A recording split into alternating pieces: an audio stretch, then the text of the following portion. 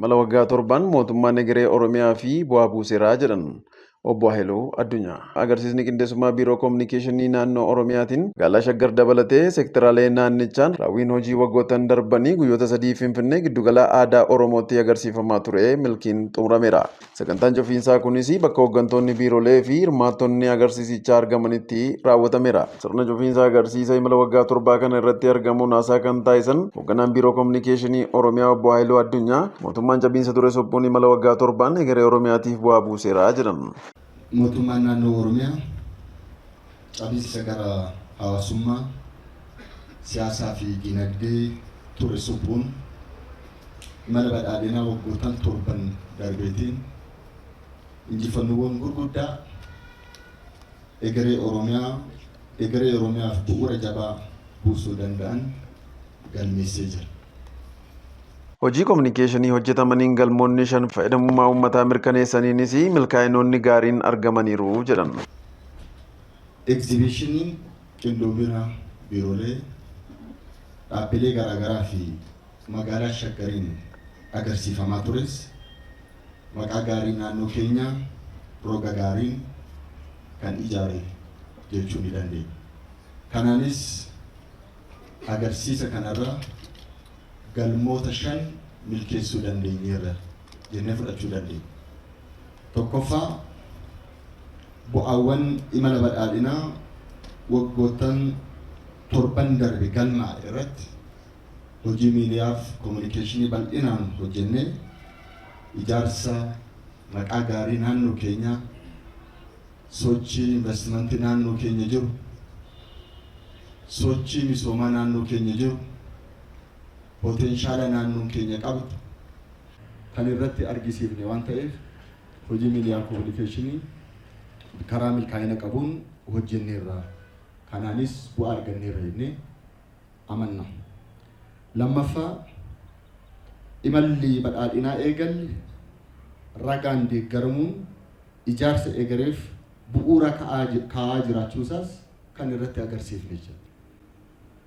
Karoorri karoorfanne karoora xiqqii raawwiin keenyas bifa sanaan kan ilaalamu potenshaala keenya wajjiniin kan wal madaalaa deemu ammas naannoon keenya guddaa akka ta'e sadarkaa sanattis hojjechaa fayyadummaa uummata keenyaas mirkaneessaa kan itti jiru waan ta'eef bifa kanaan bu'aan lammaffaan galmeessineerra jennee fudhachuu dandeenya.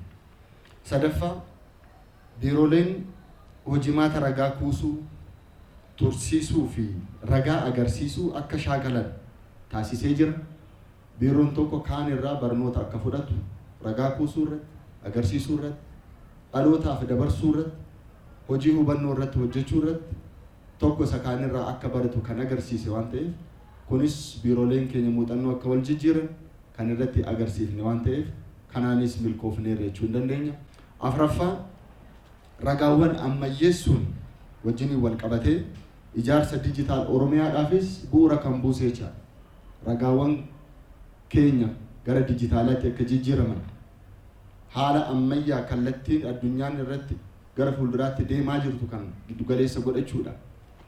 Ragaan kun akka dijitaalaayis akka agarsiisaaf dhiyaatu ammayyeessuu wal qabatee hojiiwwan abbaan taayitaa saayinsii fi teekinooloojii hojjechaa jiru ragaa kuusuu dijitaalessuu wal qabatee itti deemaa jiruunis milkaa'inni olaanaan argamaa jiraachuusaa kanatti hubanne jennee fudhachuu dandeenya.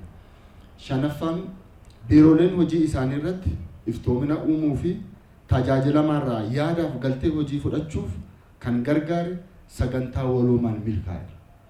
Daawwattoonni dhufanii galtee hojii biiroo tokkoon tokkoof kennanii galtee sanas PRO'n manneen hojii mootummaa kan fudhatanii fi barnoota guddaa kan irraa arganne waan ta'eef agarsiisa kanarraa kanas buufanneerra jennee fudhachuu dandeenya.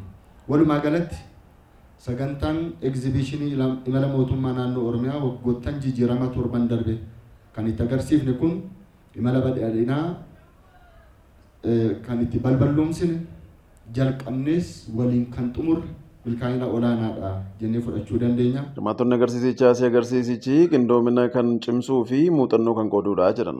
Wantoota akka moodelaatti biiroon tokko hojjete biiroon kaan immoo gama biraadhaan wanta irratti hojjetu qaba. Muuxannoo hojii wal jijjiiruudhaaf tokkummaa walii cimsuudhaaf ga'ee fi aangoo mana hojiiwwanii adda addaallee baruudhaaf faayidaa guddaa qabaa jedhee yaada. Jijjiirama guddaadha jedheen ilaalaan kun maaliif wantoota kaleessa hin jirre ammayyuu wantoota biyya keenya guddisan wantoota biyya keenyaaf wanta gaarii bu'a qabeessa ta'an biyya keenya ceesisuu keessatti biyya keenya ijaaruu keessatti hojii biyya keenya keessatti faayidaa qabu wal ga'anii hojjechuu walirraa muuxannoo fudhachuun hojii baay'ee barbaachisaa. Muuxannoon akkasii kun sadarkaa hundatti illee babal'atee gara fuulduraatti yoo itti fufe faayidaa guddaa qaba. Sababni isaa tokko aadaan ragaa qabachuu kun sektoroota mootummaa adda addaa keessas ta'u iddoo tokko tokkotti hanqinoonni garaagaraa hin jiraachuu danda'u.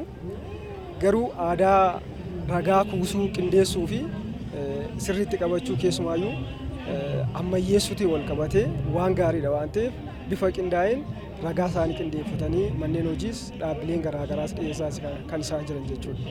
Kanaaf kun immoo akkuma duratti kaase aadaa ragaa kuusuuf qindeessuu dhaloota biraatiif dabarsuuf illee waan barbaachisaa waan ta'eef dhimma kanarratti biiroon kominikeeshinii Oromiyaa illee akkuma jalqabe kana marsaatiin itti fufee kana caalaa bareechaa miidhagsaa ulfaatina isaa guddina isaa ol dabalaa yoo deeme gaariidha.